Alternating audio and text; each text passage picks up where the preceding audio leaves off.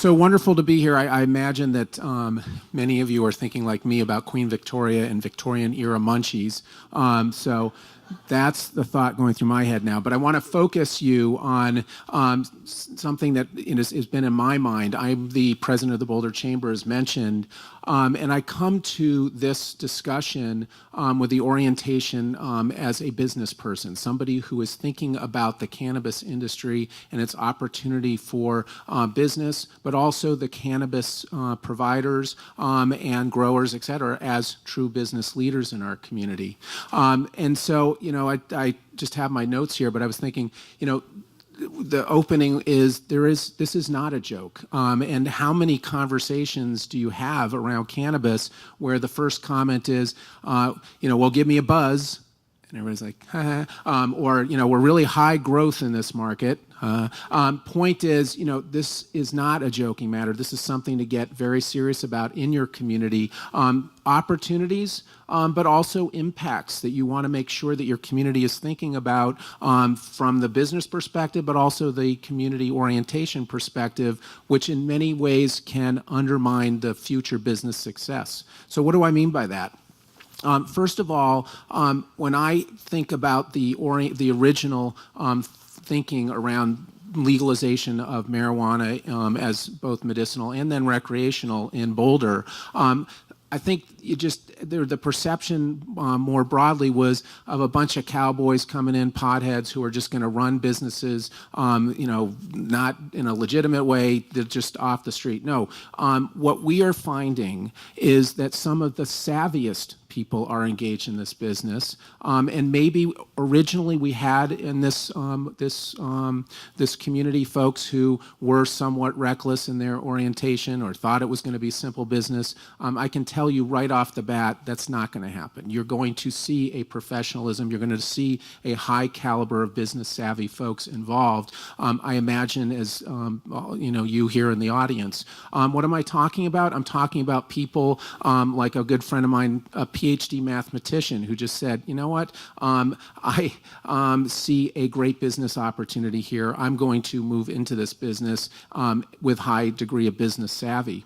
And you'll also note that this will have major business impacts in your community. For example, just in the commercial space arena.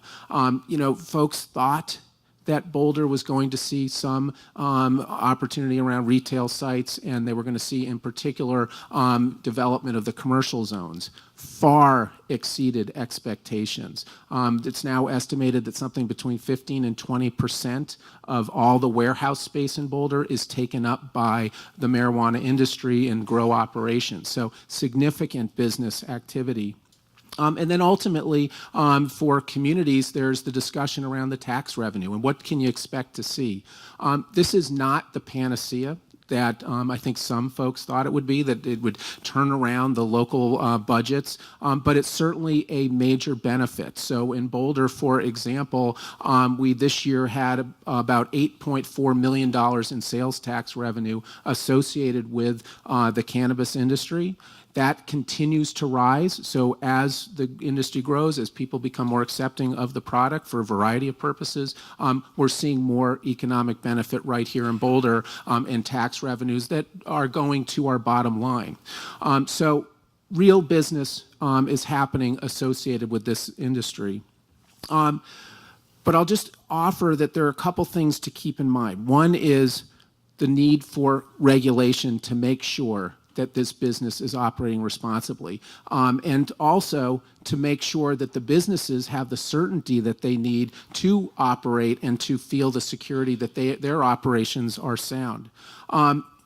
This is not easy. I know that all of you understand that. We had a conversation earlier about what you're doing in your area to start to anticipate the need for regulation, but we always need to remember that this is still seen as an illegal product from at the federal level. So how do you handle that relationship? There are social impacts associated with marijuana, recreational and medicinal in your community. It's undeniable. There's things that you want to avoid seeing happen, like youth exposure to at a high rate to these compounds. And I will tell you that the regulations need to be sophisticated. This is not an easy topic to work through, and it ends up you will be at the table in the regulatory space for a long time, and you'll have to it's an iterative process. You will learn from the regulations over time.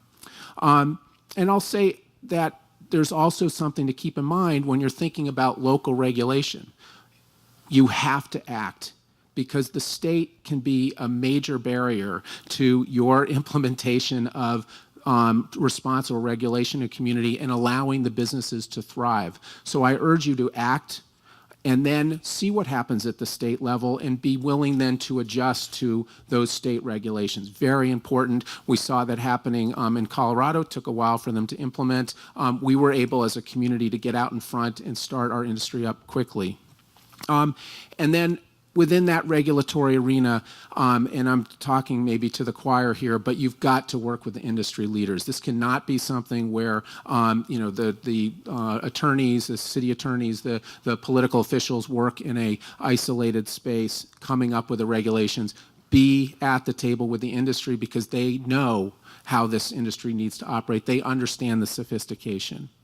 And then the final thing I'll say is just to talk about the impacts. You need to be open about it. You need to be open to the potential that there could be some negative consequences. So what does it look like in our community? There is a lot of talk, for example, about potential rise in homelessness associated with transient travelers trying to get access to recreational marijuana. Do we know that that's a fact? No. There's a lot of anecdotal evidence to that effect, but it's not something that you should avoid discussing. Have an open conversation about it. What are you going to do if you start to see that as a challenge? Another impact issue that we've discussed in our community is this image. What does that do to your image if you're allowing for recreational and medicinal marijuana to be prevalent? Some in our community were very concerned that somehow Boulder was going to be seen as a liberal, left-leaning, hippie culture. Guess what? We already are. And B, I'll just say this. I got some sense of this community. It's innovative. It has a lot of entrepreneurship happening. This is one of the best messages to that community of creative class entrepreneurs, that you are an open community, that you're one that welcomes new opportunities and new innovation. And so I say embrace it from my business perspective. And then finally, I'll just say, listen, this is a great opportunity for your community from a business perspective, from an economic development opportunity. Embrace it 100%. And as I said, treat it like a business.